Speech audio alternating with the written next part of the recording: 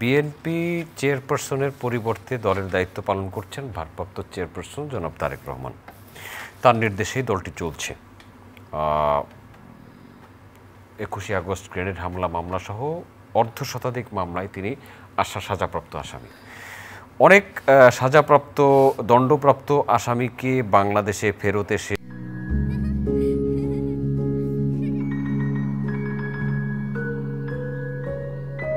প্রতিদিন এমন ছোট ছোট মুহূর্তগুলো তৈরি করে জীবনের গল্প।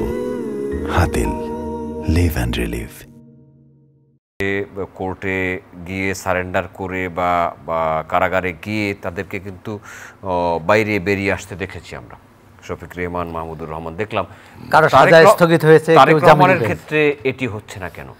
এটি আমার যতটা ধারণা, এখানে হাবিব ভাই বলতে পারবেন আরও ভালো, যে বিএনপি হয়তো এই কৌশলটা নিয়েছে যে এখনই তার আসার ব্যাপারে